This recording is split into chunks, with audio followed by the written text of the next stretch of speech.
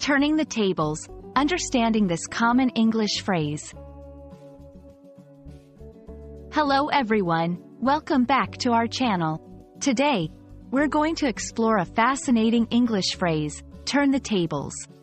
This expression is widely used in various contexts, and understanding it can really enhance your English communication skills. So, let's dive in and unravel its meaning and usage. Turn the tables has an interesting history. It originated from board games, like backgammon, played on tables. In the past, when one player was losing, they could literally turn or spin the table to switch positions with their opponent. This action would change their fortunes, giving this phrase its metaphorical meaning.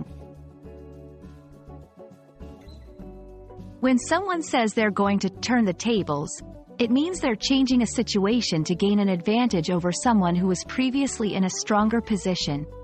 It's about reversing roles or changing the dynamics in a way that benefits the person who is at a disadvantage. Let's look at some examples to understand how turn the tables is used. 1. In competition, the underdog team turned the tables in the second half, coming back to win the game.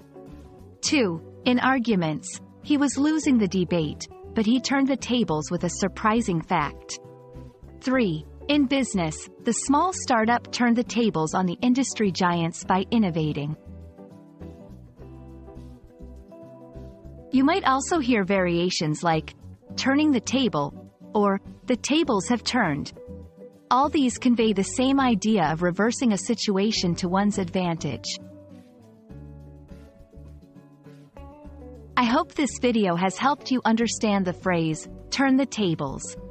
It's a powerful expression that vividly describes changing fortunes in various situations. Remember, language is not just about words, it's about the stories and history behind them. Keep learning and stay curious.